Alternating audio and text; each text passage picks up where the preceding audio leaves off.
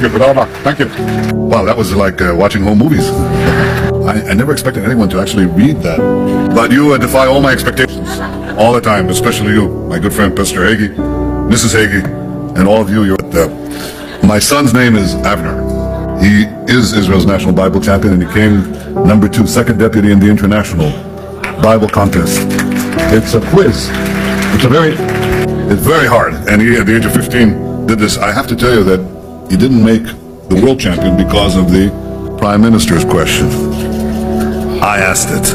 I do want to say that I do read the Bible with him. We read it every Saturday, actually.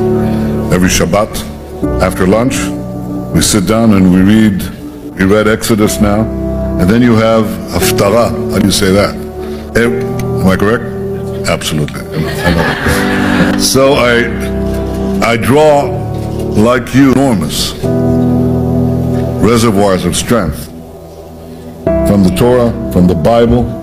This is the well from which we drink. This is the stone on which we stand. Those eternal and undivided capital, Jerusalem. And I want to thank all of you for standing up for the one and only Jewish state. Now, the unbelievable number. Christians United for Israel now number 1 million supporters. And I know this is only the beginning relationship between Christians and Jews. This relationship was focused on our differences and a tortured past.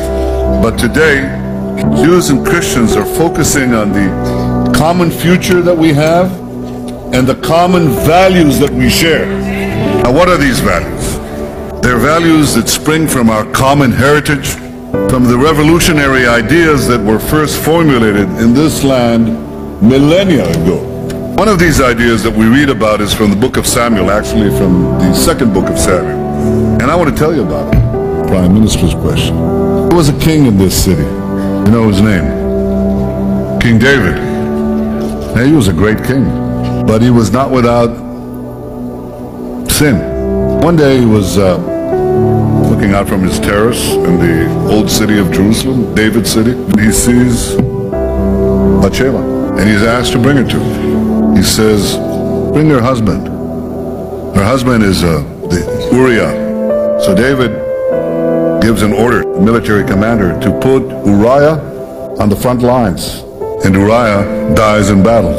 And David marries Bathsheba. End of story, right? Because then Nathan, the prophet, comes to David and he says, now, what would you do to the rich man who takes from the poor man? If he took away that one possession from the poor man, well, I'd punish him. And Nathan says to this all-powerful king, you are that man. Now that's a revolutionary statement in human affairs. That's an impossible statement 3,000 years ago, when the world was ruled by all-powerful empires with all-powerful kings. Who could possibly say that in antiquity and live? Well, Nathan said it to the king, and this was inscribed in our Bible. This is such a revolutionary piece. Power is not all-encompassing. All men are equal under God, with inalienable rights. It's a revolutionary Jewish concept. And I think that this message took time to resonate throughout the ages, that power is not absolute and that no one is above the law. And those values, like many others, are rooted in the Bible. And they were passed from one generation to another of Jews. They were spread far and wide by Christians.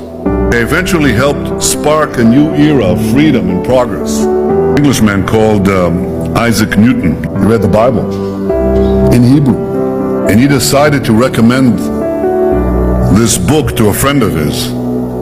His friend was John Locke, the famous philosopher of religious tolerance, the famous writer of religious tolerance. And Locke was influenced by these same ideas that shaped our civilization. So we are all drinking from that same well. We're all heirs to a great civilization, a civilization that is the source, the wellspring of the values which we so deeply cherish.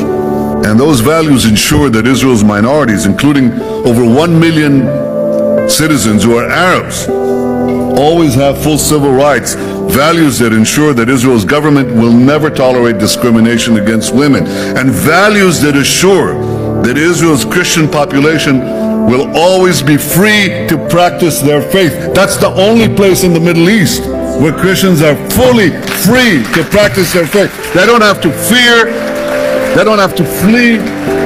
At a time when Christians are under siege in so many places, in so many lands in the Middle East, I'm proud that in Israel, Christians are free to practice their faith.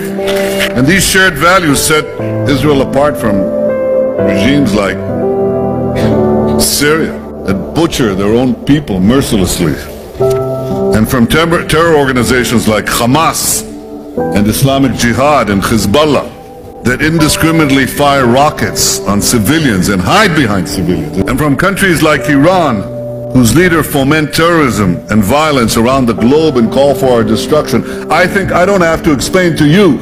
You get the main point, that our enemies don't hate us for what we do, they hate us for what we are. Now, do you want the good news or the bad news? What do you want first? The bad news, you're like me. Well, the bad news for the Jewish people can be summed up in 2 words. Numbers count. Big populations have large economies. They have the resources to field large armies. Military power produces political and economic power, which in turn produces more military power. That's bad news for the Jewish people because our numbers aren't that big. We're a tiny nation in numbers.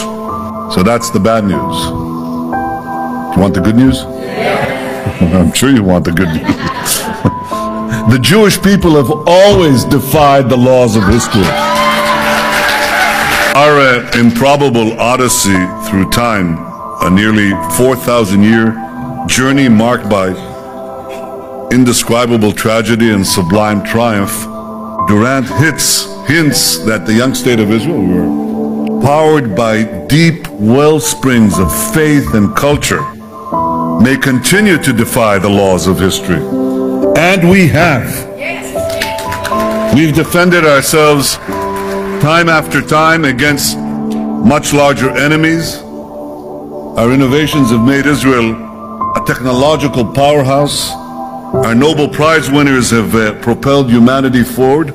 By the way, Israel has more Nobel Prize winners per capita than any other country in the world. And the towering genius and spirit of our peoples finds expressions in every field, in science, in medicine, in technology, in industry, in art, in culture. And here's more good news. The Jewish people are not alone. We're not alone because we have the support of and we're not alone because we're uniquely blessed by the support of tens of millions, and even more across the United States and countless other countries across the world. So I want to thank you, Christians United for Israel. I want to thank you for standing up for Israel. I want to thank you for standing up and being counted. May God bless you all. Thank you.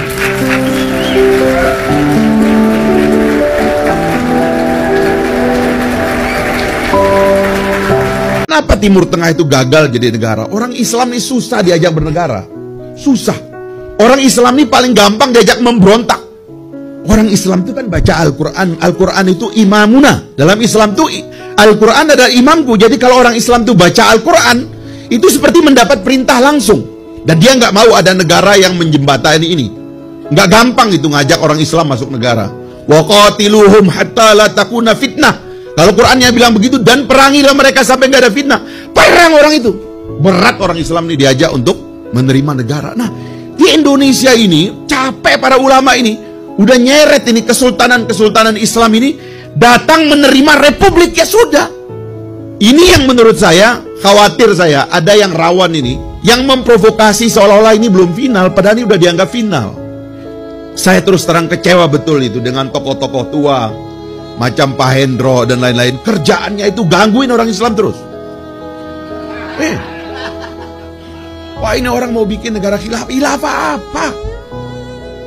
Khilafah itu konsep, ada dalam Al-Quran. Itu benih. Mau jadi kerajaan, oke. Nggak ada bentuk negara dalam Islam. Mau jadi kesultanan, oke. Mau jadi republik, oke. Mau menjadi federasi, oke. Mau jadi apapun, oke. Khilafah itu benih. Khilafah itu artinya tanggung jawab, pertanggungjawaban. Kita ini mengurusi sesama itu adalah pertanggungan.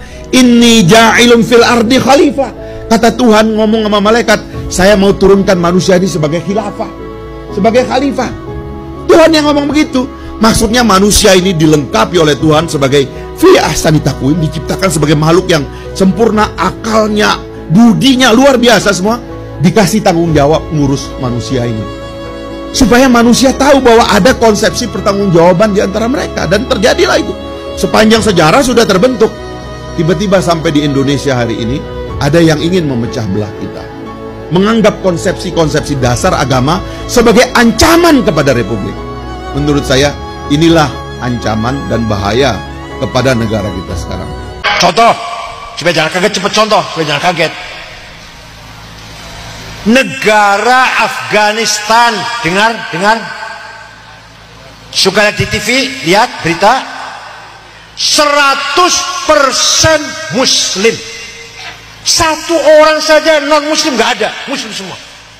7 suku, 99% ahli sunnah wal jamaah, madhabnya Imam Hanafi.